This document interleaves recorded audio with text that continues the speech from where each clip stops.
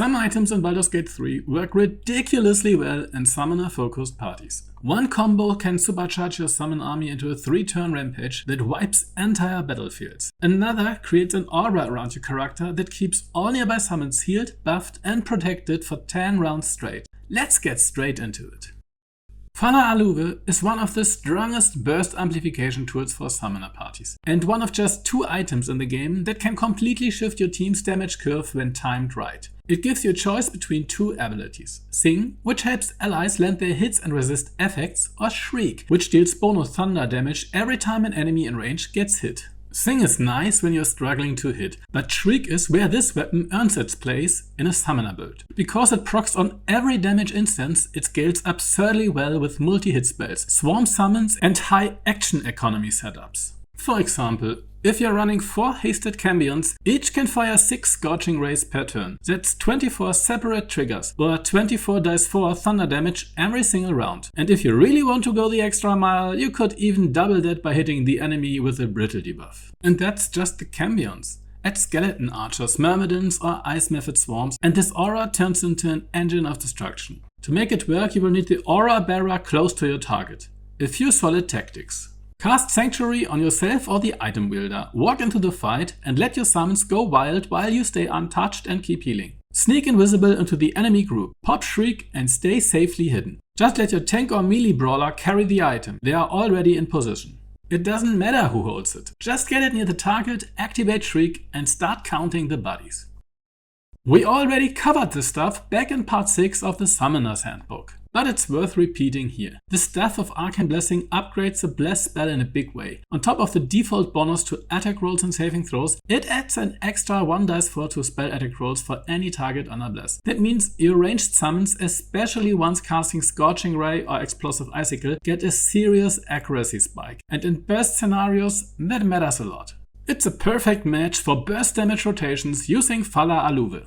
The armor of the Sporekeeper requires you to run at least 1 Spore Druid in your party, but the payoff is incredible. The Haste Spore effect lets you cast an AoE cloud that grants haste to anyone who walks through it. That includes your summons. No need for Twin Spell, no high level spell slots burned, just drop the cloud and send your summons through, and they emerge hasted and ready to double their damage output. This works especially well for ranged summons like Cambions, Ice Methods, Water Myrmidons, or a swarm of skeleton archers. Melee summons can benefit too, but the short duration of the cloud makes it harder to set up without careful positioning. You only get 1 use per long rest, but you can realistically haste every summon on the field if you time it right. And when you stack this with Phalar Aluve and the Staff of Arcane Blessing, your summon army turns into a 3-turn tempest of total destruction.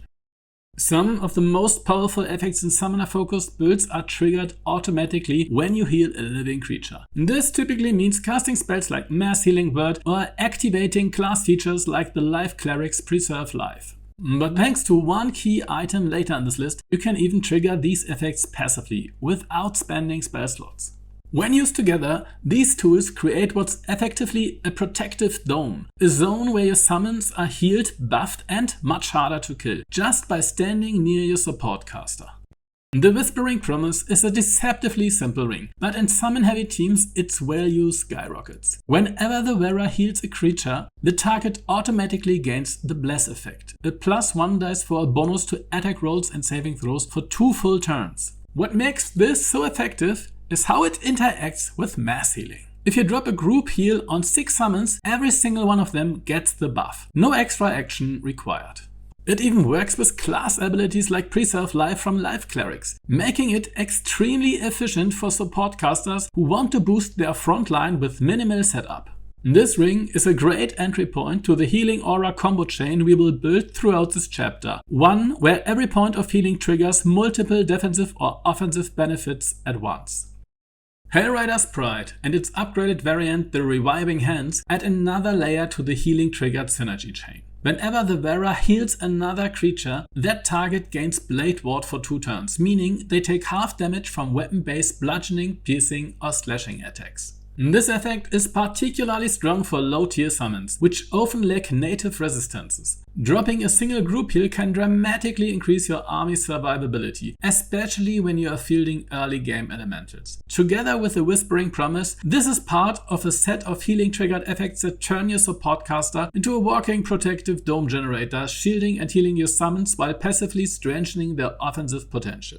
The Boots of Aid and Comfort follow the same pattern as the previous items, triggering an effect each time the Vera heals a target. But instead of granting buffs like Bless or Bladeward, these boots provide a small but consistent boost of 3 temporary hit points to each healed creature. On paper that may not seem like much, but in summon heavy parties, even a few extra hit points per creature can make the difference between surviving a counter attack or being wiped out by AoE splash damage. While they are not as game changing as the Whispering Promise or Hellrider's Pride, they are still a valuable addition to your healing trigger synergy chain, especially when you are aiming for total coverage of offense, defense, and durability. The final puzzle piece of our healing trigger chain is the Life Cleric's Blessed Healer passive, backed up by Wapira's Crown. The role of this setup is keeping your support caster alive while they keep your summons alive. Blessed Healer triggers once per target healed, which means every big group heal can restore massive amounts of HP to your caster, often enough to completely refill their health bar. Wapira's Crown doesn't scale the same way. It only heals once per healing spell, no matter how many allies are affected. But that doesn't make it useless. On large AoE heals, its contribution is minor, but in smaller skirmishes or when healing just 1 or 2 allies, the Crown shines as a consistency tool. It helps smooth out your self-sustain, making sure you're always recovering something, even in low pressure turns. Altogether, this setup turns your support caster into the unbreakable heart of your summon swarm. The army might fall one by one, but the heart keeps beating. Small bonus synergy tip. If your cleric is overflowing with self-healing, often far more than they actually need, why not make use of that surplus? The Transfuse Health Illithid power lets you spend half your current HP to heal another creature. It's a clever way to convert your passive healing engine into targeted emergency support for a key summon or ally. The Devotee's Mace is the capstone of the entire Protective Dome strategy, and one of the strongest passive support weapons in the game. It emits a 10-turn healing aura that restores 1 dice 4 HP to all nearby allies at the start of their turn. If you're running a Life Cleric, that small tick triggers their level 6 passive, and when combined with Beacon of Hope, it becomes a guaranteed 4 HP per round to every ally in range. And more importantly, that healing tick activates every on-heal synergy we have talked about in this chapter, without you doing a thing.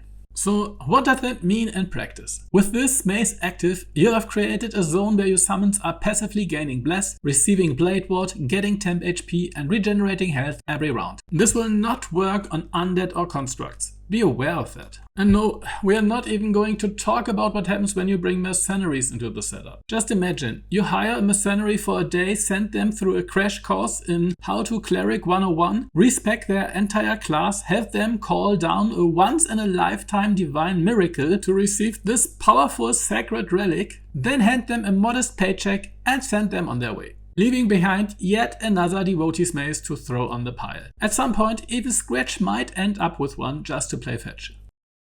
You have created an interconnected reactive aura grid, pulsing out healing every turn, keeping your summons alive and transforming each one into a hardened, regenerating, precision-hitting elite unit.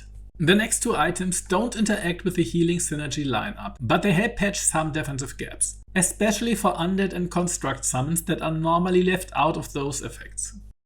The Abyss Beckoners promise a powerful defensive boon, a toggleable aura that grants near universal damage resistance to your summons. Unfortunately, the trade-off is steep. Every turn the aura is active, your summons must make a DC Wisdom saving throw or become afflicted with Demon Rage, turning hostile to your own party. This check happens regardless of combat, and unless you remember to toggle the aura off constantly, you're likely to lose control of your summons before long. This effect applies only to the items Vera summons, not to those controlled by other party members, and most high tier summons already come with built-in resistances or can be buffed safely through healing triggered effects like Bless, Blade Ward and Temp HP via Cleric items Synergies without the risk of betrayal. Here's where things get interesting. The spell Calm Emotions prevents creatures from becoming charmed or frightened, and in this case also suppresses the Demon Rage effect, making your summons immune to those madness while the spell is active. This creates a viable combo. Cast Calm Emotion to suppress the hostile transformation, activate Demon Spirit Aura, enjoy full damage resistances on your summons without risk. The downside? Calm Emotions requires concentration and has a short radius. It also competes with other critical buffs like Last Beacon of Hope or Haste, but if you can manage your concentration economy, this combo completely neutralizes the glove's downside. If you're running a solo summoner setup using only immune or wisdom resistant summons, or if you're willing to dedicate Calm Emotions to lock down the madness, then there are some arguments to be made for Abyss Beckoners. But for most party compositions, the fact that it only benefits one of your party summoners and the risk of accidentally triggering a mutiny mid-fight isn't worth the trade-off, if you're not specifically building for it. The Circle of Bones offers a rare defensive boon for undead summons, granting them resistance to physical damage as long as they remain within 6 meters of the Wapira. And no, it doesn't work on Astarion sadly, but the wiki says it will work on other vampires in your party. It also extends to creatures with a Fiend tag, which includes Shovel, Conjured, Imps and the Cambion from Planar Ally. While many high tier summons already have built-in resistances, lower tier undead, particularly those that can't benefit from healing trigger effects like Blade Ward or Temp HP, gain a lot from this aura. That make this helmet especially useful for supporting a real line of skeleton archers or protecting any undead frontline unit that lacks native damage reduction. So if you're fielding a rattling horde of boneheads, consider parking a second summoner nearby with this crown equipped. It might just keep the stitching in those old bones from falling apart a turn too soon. Any item or effect that restores spell slots or allows you to cast spells for free is incredibly valuable for summoning focused builds. It's simple. If you want to maintain a strong summon presence and still cast essential support or control spells, you will need to stretch your resources as far as possible. This is especially important for high level spell slots, such as your single 6th level slot, which you only gain 1 of. Freecasting and spell slot restoration effects help you bypass that limit entirely, allowing you to summon multiple high-tier creatures or save key spells for crucial moments. Here is a list of key items that fall into that category, each one helping you restore spell slots or cast powerful spells without spending them. Makohesh Key, found in Ramazid's Tower, which is accessible through a portal in Sorcerer's Sundries in Act 3. Lets you cast 1 spell per long rest without using a spell slot. Staff of Spell Power, found in the House of Hope in Raphael's Vault across from the entrance to the boudoir, functions the same as Makohesh Key. Illithid Power's Freecast, unlocked through the Tadpole skill tree, grants 1 true freecast any spell, any school per long rest. Spellcrack's Amulet, found in Moonrise Tower's prison worn by the Warden, restores 1 spell slot of any level including level 6. Potion of Angelic Slumber, rare loot and occasional vendor item, function like a mini long rest, fully restoring spell slot mid-dungeon. With these tools you can significantly extend your summoning arsenal and keep pressure on the battlefield without burning through your top tier resources. In addition to standard summon spells and class-based options, Baldur's Gate 3 includes several unique summons that can only be unlocked through story progression, exploration, or specific quest outcomes. These summons often bring unique utility or flavor and can be a valuable addition to a summoner-focused party. Cheeky Quasit, found in Act 1 by exploring the Blighted Village, a familiar with minor utility and humor. Scratch, rescued in Act 1, pass a dialogue check and he will join your camp as a familiar option.